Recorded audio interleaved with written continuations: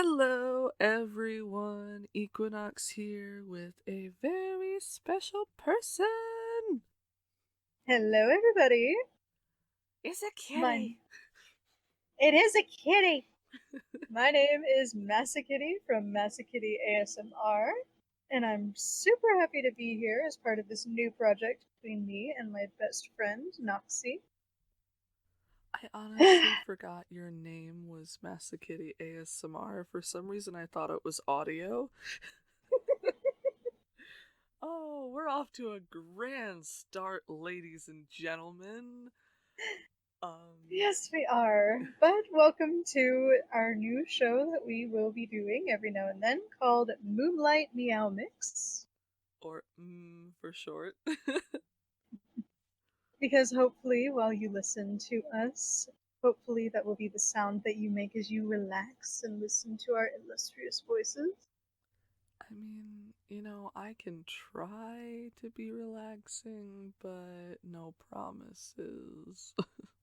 Oh, you are very relaxing, darling. Don't even start. Okay, that's double entendre, and this is going on YouTube. And I don't care. I know. Okay, so since this is the first one, I'm just gonna spout a little BS about myself. I am a smaller YouTuber. I also do off YouTube voice acting, voiceover. I don't necessarily know what you term it as a person. I started in January of 2019, so I'm coming up um on my year here next year. Technically, if you look at my channel, it says I joined in December of 2018. Don't let that fool you. Don't let YouTube lie to you. Um, but yeah, so I'm coming up on my year. I've been around for a little while. I've taken some breaks because I've had to, but here I am. So, And you kidding. and you, and you've done really well for yourself though ever since you started. I have, but let's talk more about you. Well, if I must. You Um must. I started my channel actually in the middle of December of 2018. Um, Fortunately for me, YouTube is not lying about when I joined. That is legitimate. Um, I mostly do male voices, actually, believe it or not. I am a male voice actor, even though I am a female. And I mainly do the romance genre of different kinds of mythical creatures, such as vampires, demons, mermaids, Neko boys, that kind of thing. I also do my own drama CD that covers different aspects of my own life.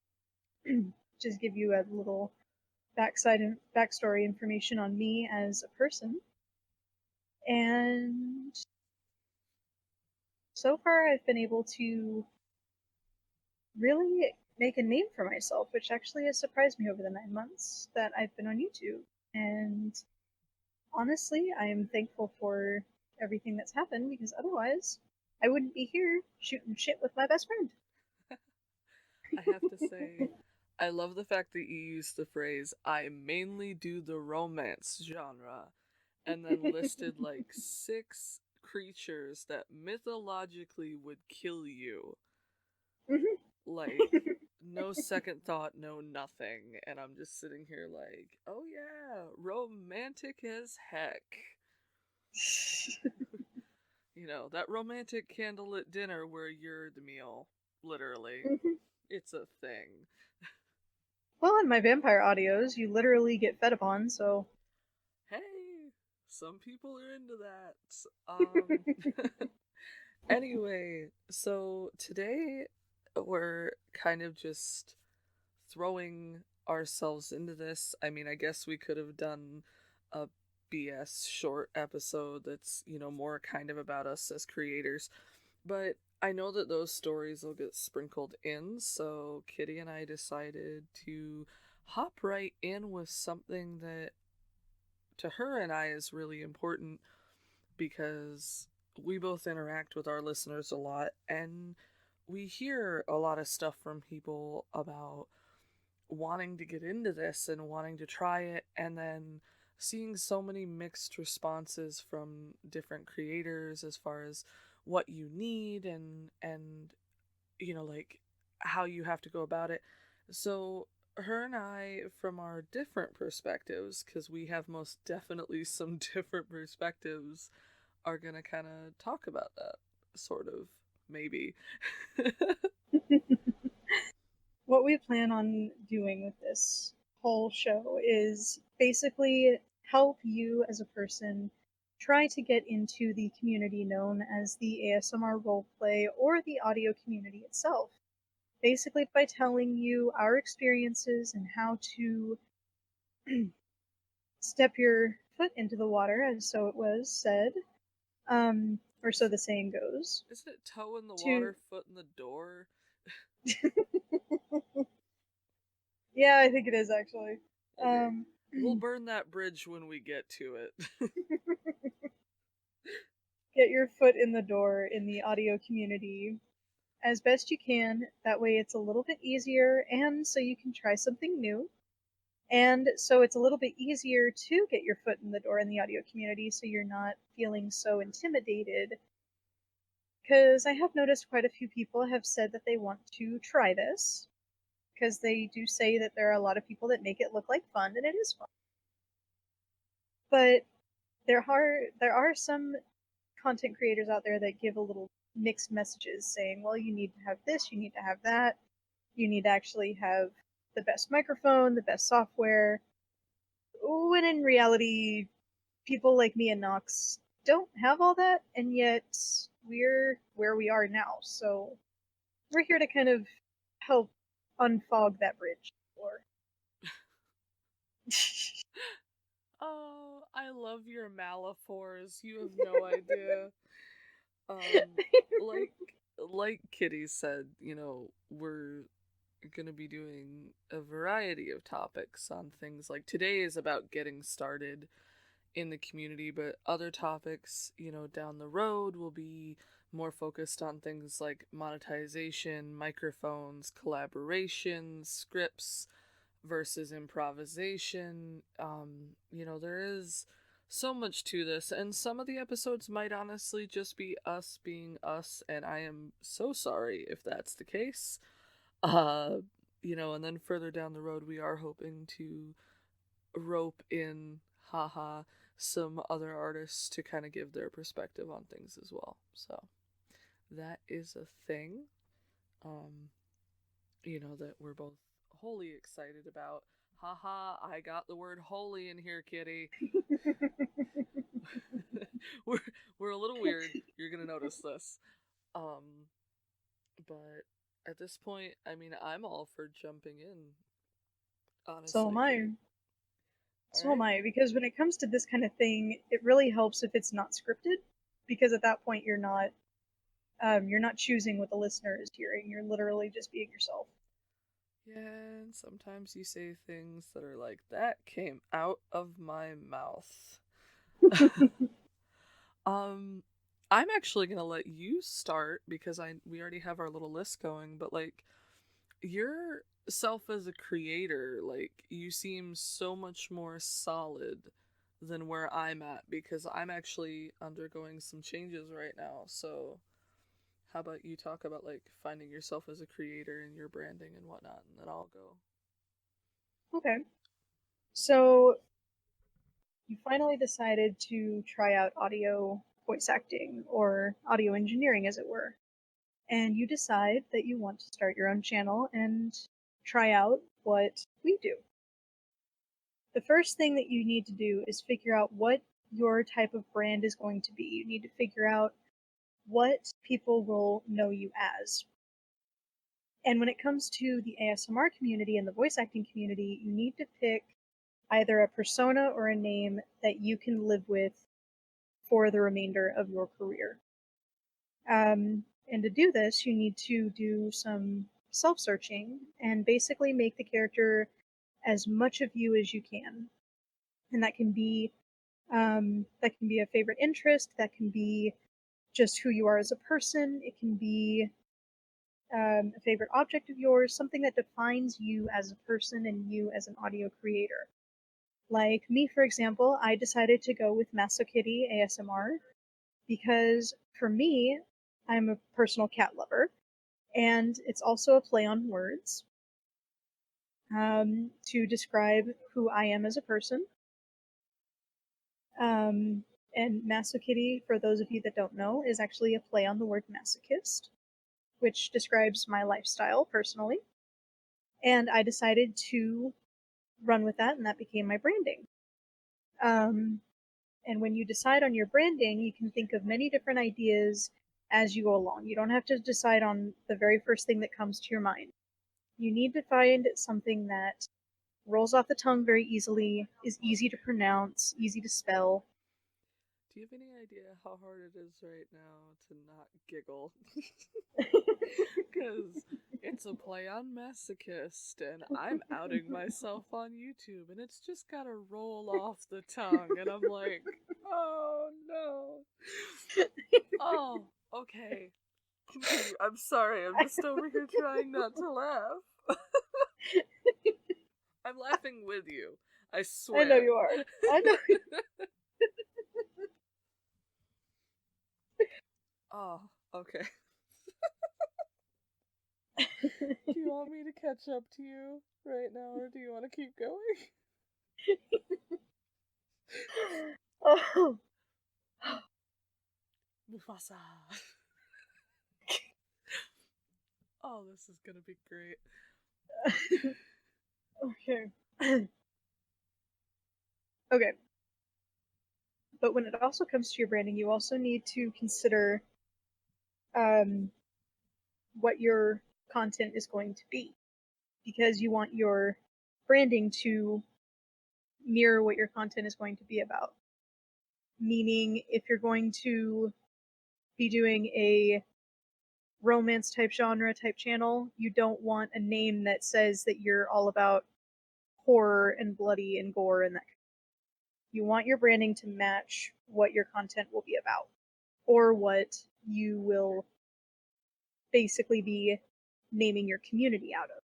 Because every content creator in the audio community has their own branch of the community, so to speak. So, in my case, all of my listeners and all of my viewers are known as kittens. Um, all of Cardlin ASMR's viewers and listeners are known as cardigans. So you want to think of something that's catchy to the listener, but at the same time, it's catchy to you. That I will actually wholly agree with. I had to mute for a second because I was typing and it would have just been like click click click click in the background. Because I realized I hadn't put something on the list that we needed to talk about. So I was like, crap. um do you want me to catch up to you now as far as on my end of this? Yes. Okay. So while I agree, and this is where Kitty and I have some disagreements, I suppose. While I agree with 90% of what she said, for me, I have to say, like, the name isn't always the most important thing. I've changed my name. I actually started as Aron Audios, which Aron is the Welsh god of death. So that brought about this sort of dark and creepy mindset, which at one point was something I totally wanted to do because with my deeper voice, naturally, I was like, you know what? I can freak people out. I got this.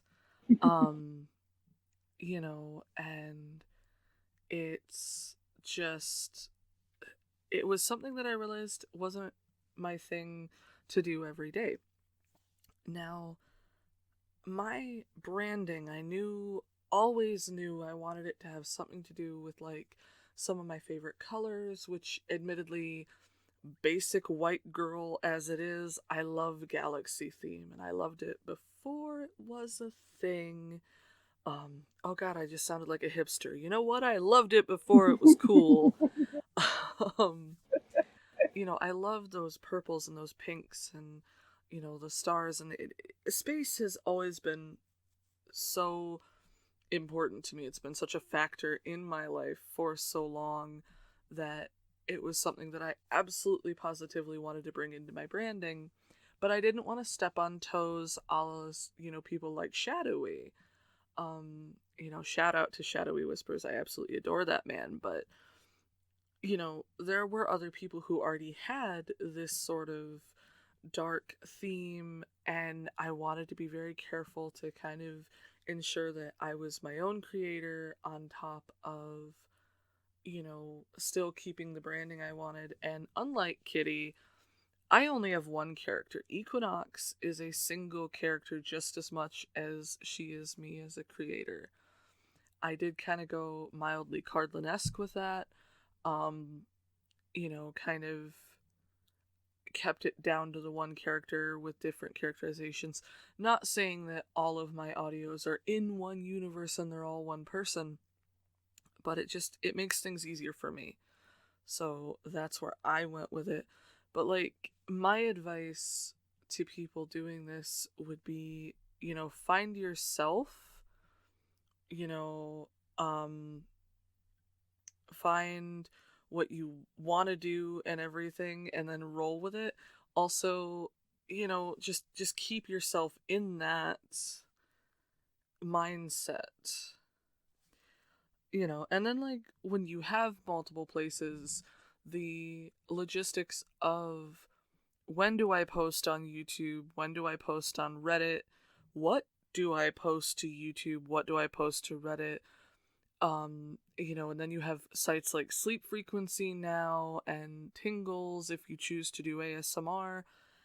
So there is so many places to put all this stuff that you just end up having to set this schedule. And admittedly, my schedule is absolutely overdone, and I know that. I stretch myself as thin as I can all the time, and I know this, and I do miss uploads. And as apologetic as I want to seem, what people need to understand is I am doing this as a hobby, but I'm still going balls to the wall with this hobby. I have audios that I recorded a month ago that I'm still editing because it just takes that much editing. There is that many things that I'm putting in it, and I don't always have the time. I mean, it's kind of like being a teacher. I have a life outside of school. So, when you do have multiple places, the idea of your schedule gets really gummed up, and my advice to a new person is to figure out your limit and maybe only upload once a week or once every other week, for a while. Don't try to put yourself in a situation where you're not going to meet that goal and potentially really disappoint yourself. Well, and um, I think starting out once a week or once every other week is perfectly okay. But once you start getting to that point of getting more popular and getting more subscribers and getting more activity on your channel, at that point it becomes all right to push your schedule a little farther back, because at that point I already know from my own experience that audios might get longer and more complex the more that you try out new tricks and new different sound effects. Because just for me, like that's how I started, was doing an audio once every week. And the more subscribers I got and the more I started getting requests to do stuff, it became a lot harder to do one video a week, because at that point I noticed my videos getting longer and longer and longer and longer. Um, And for legitimate on that, I'm going to go actually to our YouTubes real quick. So, Massa Kitty's first audio, which was Secrets Revealed, it was the vampire boyfriend. It's the first one that's showing up. That was 11 minutes and 38 seconds comparatively. Her last one, Vampire Boyfriend, I can't read Spanish. Alejandro is your favorite. Thank you. Is 26 minutes and 28 seconds. So like you literally have, an extra 15 minutes on top of that. And then oh goodness, my first 5 audios were all under 10 minutes, the longest one being 8 minutes 51 seconds. And then my last legitimate audio, like, was 2027. And admittedly, that was an update, but even my role plays are getting longer. They're sitting at about 15 minutes. I don't normally pass the 20-minute mark, mainly because I just personally kind of don't want people to have to continually listen to something if they keep falling asleep in the middle, which is something Kitty does to me all the time. Where I have to go back and listen to something. And it's not a bad thing. It's another view, I suppose. But, I kind of like to give people more episodes of one thing that are shorter, almost kind of like the way British TV is, versus, more Americanized TV where it's longer and less episodes, I suppose. Well, I can't help it that my audios put you to sleep. Like, I don't feel comfortable having an audio that's less than 25 minutes anymore. If I'm looking at my channel now, and for the last 4 months, my videos haven't been shorter than 25 minutes. The And longest audio I've put out is Recuérdame, which is 35 minutes. and I Which, am all for that as a personal choice on your end. That's just not me as a creator. I would much rather, if it does get up to 20, 25 minutes, that's most likely a series for me. That's most likely, something that I've worked on. Because I have a series coming up that I've worked on that I've written that will be about 20, 25 minutes, but there's 30 episodes of that. yeah, It's a long boy. Um, but we can't help it. Once we get the writer bug, we can't stop. well, and it's not even the writer bug. I mean, there's more to it than that, as far as you can record 15 minutes of audio and then have to add in background noise and pauses and everything like that. So you do end up with a 20-minute audio. And again, I like kind of bouncing between those 5-minute audios and those 15-minute audios because I know I have subscribers that like those shorter audios, and then I have subscribers who like the longer. So I kind of hop in between, not only for my own comfort but also for my subscribers, and that's something you have to think about as an artist, is just how much subscriber input, how much is that really going to affect your channel, how much is that really going to affect you as an artist. And that would be part of finding yourself as a creator. How much control are you going to give to the people listening? Well, and at that point, it becomes more of a personal comfort of yours, because every content creator has their comfort spot or sweet spot when it comes to how long their audios are. Yeah, but I mean, again, that's a personal choice. Along with, and I'm going to roll back to it because we tried to roll to it before and I realized that we'd forgotten some stuff, and so did Kitty. But personal choice wise, on top of your branding and your creator and all of that, you have to think about, do you want to do ASMR audios or do you want to be an audio artist? Because there is a difference between the two. There really are. When you're talking about actual ASMR, it's more about doing real life triggers and actual things to actually get into the listener's head. So you're doing certain sound effects, you're doing certain microphone tricks or voice tricks. Um, and ASMR is mainly used for people that um, either need that trigger or they need some assistance in, say, relaxing, falling asleep, de-stressing, getting comfort, that kind of thing. All right, backtracking half a second because she just joined and I absolutely love her to death. Um, we're bringing in, surprisingly, our first guest in the first episode, so woo! You heard me and Kitty talk about the fact that, Kitty is just straight on YouTube, but I also do YouTube and Reddit. Now we're going to bring in a Reddit only artist, and she's going to kind of talk about why she branded herself the way she did, and also why she started on Reddit. Um, and if she's going to make that transition to YouTube, why or why not really quickly, Ahi?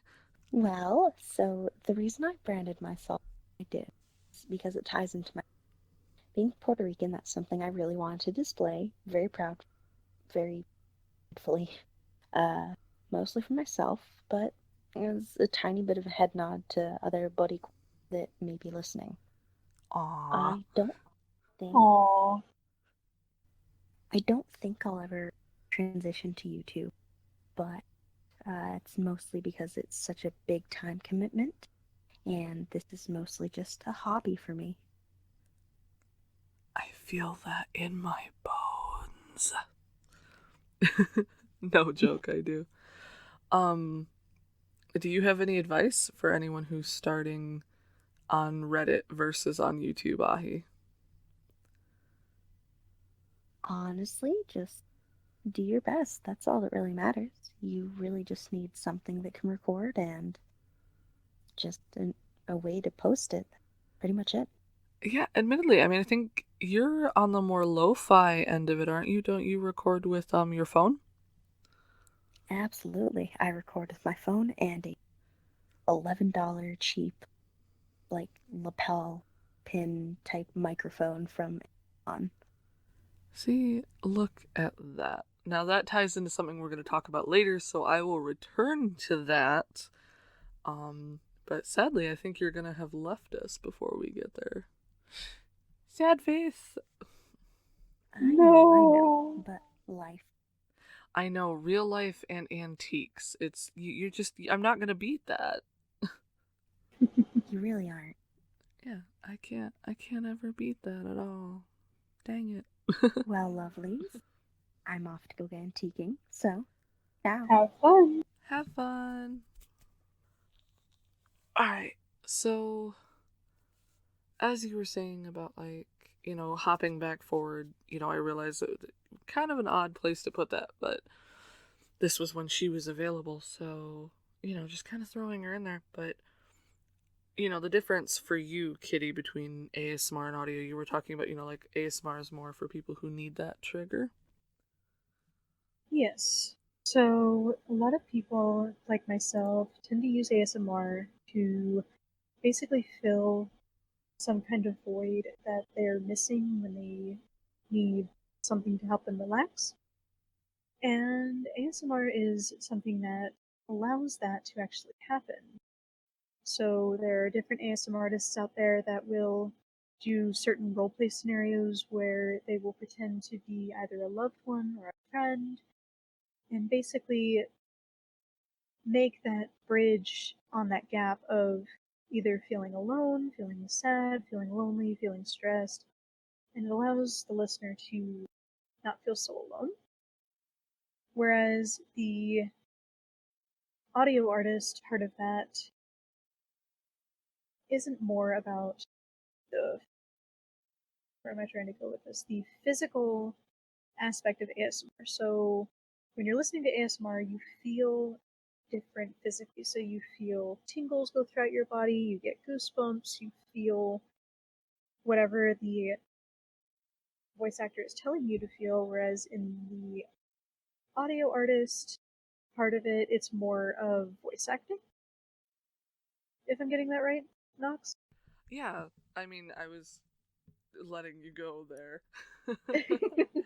um, I suppose, I mean, I guess I could go with it as, ASMR kind of plays on that whole idea of relaxation and tingles for those who get it, those who don't get the tingles but still get the relaxation. ASMR seems much more based on the idea of a physical act. It's usually why I've noticed you see things like mic brushing or doctor's visits or salon or pampering, things like that. Like I've noticed ASMR very much is focused on that physical act when it's in the form of like a role play. Whereas, my audio role plays are focused on a story or a character and what happens in that story and what happens to those characters. So that is kind of, for me, the difference. And they're not mutually exclusive. ASMR role plays can be about a character, but they can be layered in such a way that they have um, these ASMR tendencies, but then you can also have an audio that is based on a physical act that doesn't have ASMR tendencies either. I mean, it just kind of six of one, half a dozen of the other, and you kind of get what you get when you record. The other thing I've noticed about ASMR is there are more creators who are willing to show their faces. There are more videos compared to just straight audios. Um, you do have more of that interaction between the creator and the listener. And then you have the flip side where you have artists like me and Nox that try and keep our identities more secret. But that's more for security reasons, only because when you're in the ASMR community like we are, you do tend to get a couple of those kind of fans that want to know who you are and what you look like. That way they can try and glomp onto you. And I I can actually attest to this, that this has happened. Thankfully, it hasn't happened to me, and for me, it's partially security because I do have my sun solstice, but like, it's also I do romantic and I do not safe for work, and I would much rather people be able to envision Equinox how they want to envision her. Not that I don't talk about what Equinox as a character looks like. I do. Not that I don't have art, because I do, that looks like how I wanted Equinox to look. But there are still people that are going to be able to close their eyes and see someone other than myself physically in that role. And it kind of allows them to have a little bit more creative license, in their own mind. Well, plus, when it comes to the mystery of figuring out what this person looks like, I'm personally a fan of trying to picture in my own head what the person looks like based on how they sound. True, true, true, true. And I'll admit, you do not look anything like how you sound. Um, I'm just gonna throw that out there. Kitty is absolutely adorable. Shut up. I win. Um, so I mean, going through the checklist of getting started at this point, you figured out your brand, you've thought about what you want to do for characters. Do you want to do multiple in one universe, quote unquote, or do you want to just do one and kind of let them play as they see fit? You've picked, do you want to just be straight ASMR? Do you want to be audio? Do you want to do a mix of the two every once in a while? Um, and all of that is really great. All of that is done and set up. Those are mostly personal choices. And now we come to some of the harder choices, which include more physical things like your workspace and your microphone setup. But the first one I'm going to talk about, and the reason why I say this is a hard decision, is the idea of a comfort zone in your creations. And I say this because I started making not safe for work audios. My first audio I ever posted was a not safe for work audio. It was very pornographic, and that was on Reddit. And for me, I have very hard limits on what I will and will not record, but my comfort zone is from here to Saskatoon as far as size. You hand me a topic, I'm going to see if I can't try that topic. If I can't fulfill it properly or give it justice, then I may pass on the idea, but I'm still willing to try. I'm dumb enough to try anything at least once. I mean, I guess that's what I'm saying. But you as a creator have to figure out where your comfort zone is. I mean, mine just happened to be very large in the beginning, but I mean, Kitty, where was yours when you started? Where was mine when I started? Yeah, like where was your comfort? I mean, obviously your name is a play on the idea of, masochist, but like where was your comfort zone? Where were your I won't do this? My comfort zone is pretty much the same as what it was when I started. When I started, I didn't really have any plans to do not safe for work, only because I wasn't really comfortable with that aspect. And I'm really still not comfortable with that aspect. Like, I'll do some things that aren't exactly not safe for work, but I'm not going to go out and make straight up porn audios and that kind of thing. Um, but I feel like my comfort zone has started to expand a little bit. Like, I'm starting to get more comfortable with it. But when I first started, I wasn't willing to really do much in the way of sound effects outside of maybe kissing sound effects and a little bit of biting, and that was pretty much it. But that's only because when I first started out like this, I didn't want to be one of those creators that, um, how do I say this? That didn't want to rely solely on not safe for work to get their money, like I know a couple audio creators do. And that's not to say doing not safe for work audio is bad. It's perfectly all right. It's just I didn't want my own branding to be known as that, if that makes any sense. That Because I actually, know oh, sorry. it's okay. Because I know, like I said, my own name is a play on the word masochist, and that's perfectly fine. I liked it like that, and I wanted it like that. But at the same time, I didn't want my name to be associated with that particular part of audio. Yeah. Whereas, like for me, I kind of look at it as it was very freeing for me to be able to, um, just start out with that. And also, I have a background in theater. I've been doing throughout my life in high school and outside of high school and college and whatnot. I've acted on stage and I've done a lot of, radio work even. So for me, stepping into that role was just kind of doing something I hadn't done before.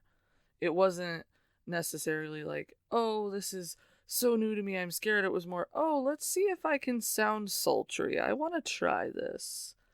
And that's where it's rolled from. But I mean, I can see your point, like not wanting to be associated with that. Not that there's anything wrong with it. There's nothing wrong with, you know, doing pornographic or not safe for work stuff. I mean, sex does sell, and it is literally the oldest profession in the book. You know, like it's a thing. And oop, hold on, my phone just vibrated. I hope that'll be cut out. I thought it was off.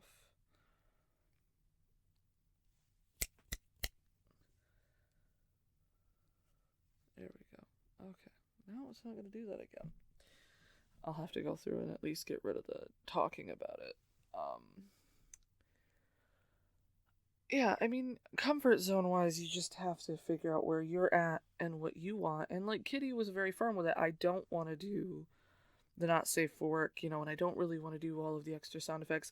Whereas I was like, hey, I'm going to start not doing sound effects. And now I'm like, background music everywhere, and this sound effect, and you get a sound effect. I'm like the Oprah of sound effects now on a lot of my work because I'm so much more theatric. I'm very, very theatric naturally. When most people would say melodramatic, sort of. Um, so for me, my comfort zone relies on pushing myself and trying new things all the time. Whereas, and it's not always a new character or anything. Sometimes it's just like a new way of recording or a new way of editing down something, for me. Right. And that's not saying that I'm completely against doing not safe for work audios, because I actually do them every now and then. It's just not one of those things that I'm just not one of those creators that does a not safe for work audio every single week. It's every now and then, whenever either when the story demands it or when I decide to get up the confidence and the nerve to finally go, you know what, I'm going to try this again and see how it goes. See, but I like that. I mean, you're point blank. Just like the story demands it, not the people or anything like that. Well, to be honest, me as a creator, I'm actually very attached to the characters that I create. And I'm not really one to just put a random not safe for work scene in there if it's not exactly warranted. Yeah, I do. I see that in your work, point blank. I mean, I do, and then whereas for me, it's like, you know what? I kind of want to just do this, so we're gonna do it. I'm like, point me at a microphone, and I'm gonna go.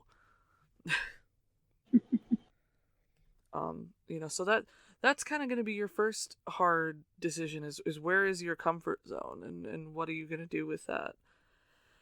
And then you move on to the thing that a lot of people get really disheartened by, which is the idea of high tech versus lo-fi microphones, software, and everything. And I'm going to say I had a leg up on all of this because I have friends who do radio work, who do podcast stuff, and I got a Yeti Pro actually, and I love this thing. I'm very good with it. Um, Most people actually can't tell I'm using a Yeti, which is really interesting. I can just based on the quality, I guess, of the sound and the fact that I'm so used to hearing things like Rhodes, and Audio Technicas and stuff. So like there is a difference for me.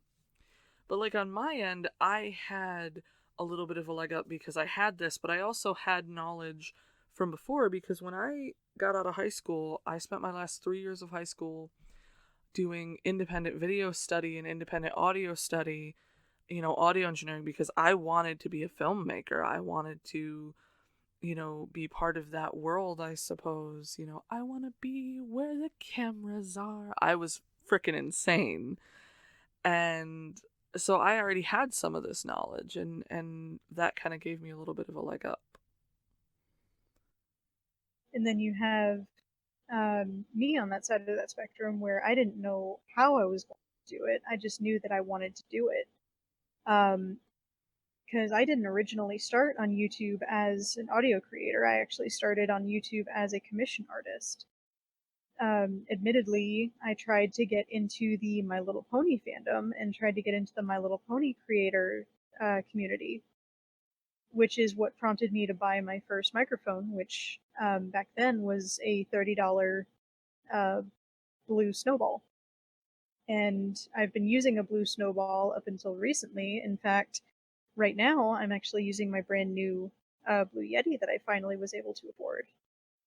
And I actually started my channel with nothing more than a $30 snowball and a free thing of Audacity. And I'll admit, I record in Audacity. I'm not gonna lie, I record in Audacity.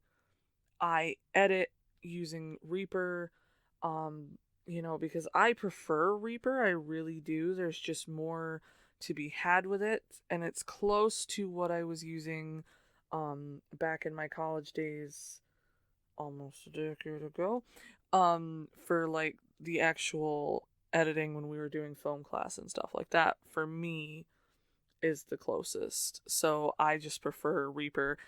Does it take more work? Yes, it does. It most definitely takes more work. Does it give me a little bit more freedom because I know what I'm doing? Yep. Do you have to know what you're doing? Do you have to use Reaper? No. Like Ahi said earlier, she records on her phone with an $11 lapel mic. Have I done, some noise reduction for her as a personal favor? Yep, I have. There have been times she sent me her audio file. I noise reduce it down. I send it back. She uses it. And that's, me helping her out.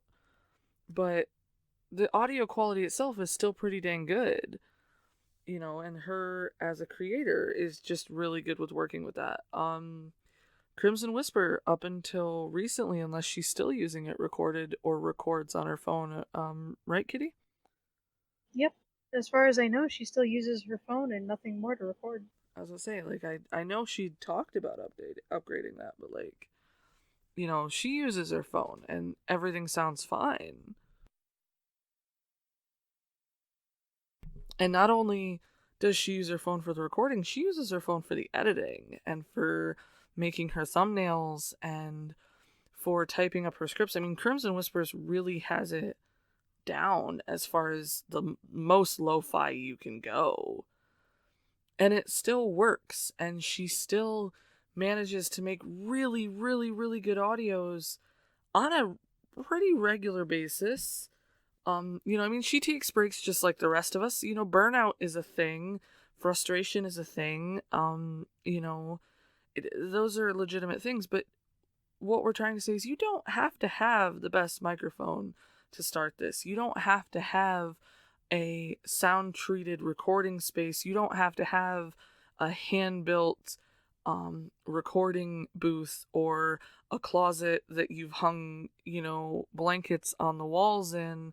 You don't have to have all this. It's nice and it can help to a point, but the only thing you really have to have, well, I guess the only two things in my mind that you have to have are things you can't buy. You have to have the drive to do it and at least a little bit of talent or passion. A little bit. Because you can get by with passion alone if you're doing something you really like, because your passion is going to supersede any talent that you might have or not have. But those are two things that money can't buy. And with those, Just honestly, you can do anything. And sorry, Kitty, I just cut you off. that's okay. Um, Basically, just using what you have at your disposal as best you can to start out with is the best thing you can do. Oh, of course you have Because to make it so much shorter. a little bit shorter, I'm but pouring if my you're soul. but if you're as passionate about joining the community and being a voice artist and being an ASMR artist or audio creator or anything like that, it'll definitely show in your work whether you have the best microphone out there or if you're using the microphone on your earbuds. Yeah, I mean, you just have to be able to anticipate certain things. Like if you're using a headset microphone, be prepared for more pops and more clicks because it is so much closer to your mouth. If you're using your phone, be prepared to pick up some background noise you might not be um accustomed to because your phone makes noise naturally. It is an electronic.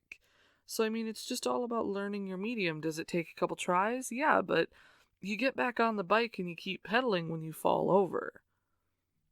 I guess that's my metaphor for the day. But if you're someone like me that doesn't feel like dealing with all of that and you feel like still getting a microphone to start out, don't go on Amazon and look for a Blue Yeti straight out the gate because Blue Yetis are almost $200. Go on Amazon and look for a microphone no more than $20, or go to Best Buy and look for all their discounts and clearance deals. I guarantee you can get a snowball at not Walmart, but Best Buy on clearance for no more than $20 when they're doing their end of school sale. Yeah. And I'm gonna point out something because Ahi is still in the call. She is just unavailable microphone wise. Something she just said is we're mostly all just everyday people. Every recording artist is going to be different. No two artists are the same. And I'm going to add to that, most of us do this as a hobby. We are quite literally just everyday people. We have other jobs and we have things in our lives that we have to handle. So make it work for you. That's, I guess, my advice. High tech versus low tech. Make it work for you. If you want to learn how to use something like Reaper, YouTube tutorial it. If you want to go buy a more expensive microphone, go ahead. I am all for it. Just remember that there are going to be inherent challenges with all of it. You have to learn how to set up your space in a way that it's not going to echo, how to adjust your gain. I mean, there's 1,000 things that you have to learn no matter what setup you use, but that does not mean it's impossible. It just means it's going to take time. And don't think that you need to get the best equipment out there because, hey, it's the best out there, it's the best equipment, it'll get me the best result. If you don't know how to use it, then it's the equivalent of not having it at all.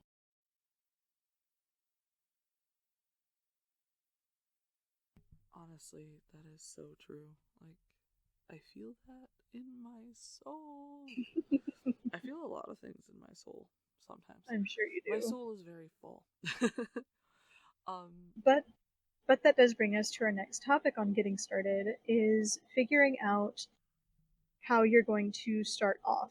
Are you going to start off doing this as a hobby and just doing it for fun?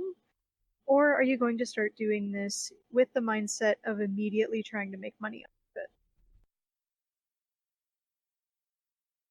And one thing that I can honestly say in my experience is that if you start it off as a hobby, your passion for it will show all the much better because you're doing it purely for fun instead of for monetary gain. Yes, the monetary gain is nice, but you're not doing it purely for that reason. I think, also you kind of have to figure out how you're going to measure your own success. Money isn't the catch all. I mean, when you want to monetize or when you feel the need to monetize, that's on you. That's a personal decision. Like, I first monetized within about 3 months, 4 months of me doing this. I made a PayPal and I had, a couple tips as far as that went. But the reason why I even had that is I had commission requests. I had people coming to me and asking if and when that was going to be available. So I made that available. I made my Patreon available at that point, you know, and for me, I was like, if I'm going to do the one, I'm going to do all of it. Has it made my life a little bit more difficult because Patreon is somewhere that I have to update? It's a place that I now put, its own exclusives? Yes. Is it also another form of income? Yep. Do I see it as my catch all? This is how I define my success? No. Doing this and at least having one person want to listen to me is successful. Helping one person with an audio that is meant to inform or comfort, that is a success for me. You know, it's a little bit different. But for some people, if you're not making money on it, then it's not successful. If you don't have 1,000 subscribers or 10,000 subscribers, then you're not successful. And while all those metrics are nice, in my opinion, and it may be completely different from yours, it's not important.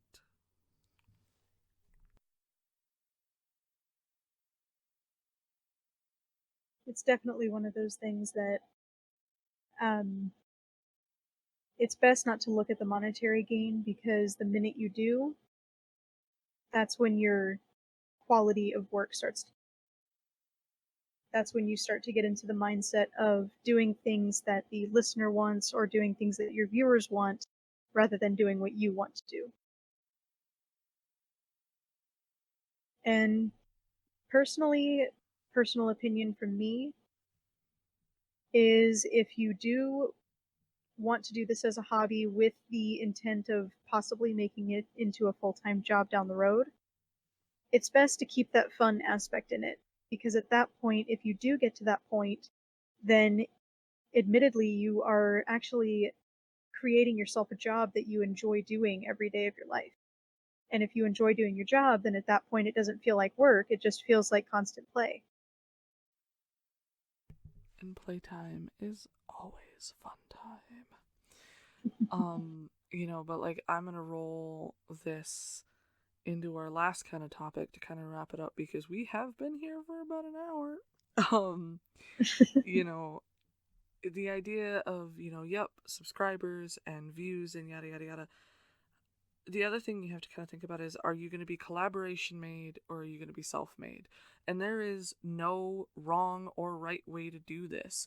Do you want to go nose to the grindstone, balls to the wall, and do it all yourself, or, you know, and not have any collaborations until you've got 1,000 or 1,500 subscribers? Or are you going to be more willing to kind of put your toe in the water and kind of just very gently ease yourself into the idea of doing, collaborations? Because unfortunately there are going to be people who will tell you, well, you only have subscribers because you worked with so and so. And that's going to be something that you have to think about as well. as a creator is, are you ready and willing to have those kind of accusations thrown at you?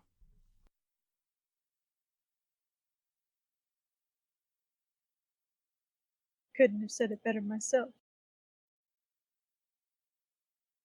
Well, I mean, I'm sure you could have, but you're opting not to. Well, it's just it. Here's the thing: as an audio creator like myself that is very self-made, I actually haven't done that many collaborations in my 9 months of being on YouTube. It's honestly been a little bit harder to collaborate with other people than being self-made, but here's my reasoning why. It's because when I collaborate with someone on one of my videos, I always opt into editing it myself because I know what I want out of it and I know exactly what I'm needing the lines to be and I know what the spacing is. I don't allow other people to edit my videos if I can help it. And So as far you as I work alone know, because you're hard headed. yes, I work alone because I am stubborn, okay? I openly admit this. But it's because when it's a video that's going on my channel and it's a video for one of my own series, the only person that knows how it's supposed to turn out is me. Yeah. See, and I kind of have to be completely honest. As a Ron, my first couple audios outside of one or two Reddit audios, as well as like one of my original audios on YouTube, which has since been taken down, were collaborations. And it's collaborations with someone now that I don't work with, though I wish them all the best, and I'm super excited to see them continue to grow as a channel because, in this community, you have to be. You have to be as uplifting as you can because we are still kind of a niche community, but I started with a collaboration. That was my first big project, was a collaboration with someone. And not so much anymore. I don't really do a lot on other people's channels and I don't really bring a lot of people onto my own. This sort of podcast is going to be my big thing right now as far as the collaboration goes.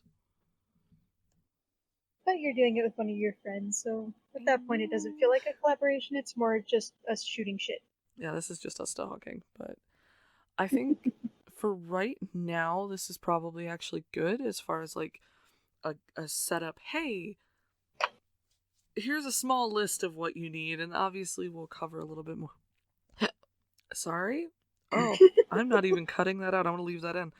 We'll cover a little bit more as time goes on because like there is just so many facets to starting a channel. And I think this is pretty good information to kind of dip your toe in the water and get your feet wet a little bit in getting to know how to get started in this community and how to get started as an audio creator. Um, I think this is just enough information where you don't feel like you get too much, but at the same time, you don't feel like you got too little. Yeah. So, but I am gonna leave it here personally. Kitty, are we gonna do this together? Yeah, we can do it together. That's fine. Woo! This is gonna sound so terrible. Are we counting down? What are we doing? I don't know. Fuck it, just say goodbye. Bye, guys. Bye, guys. We'll see you next time. See you in the next cast. Bye.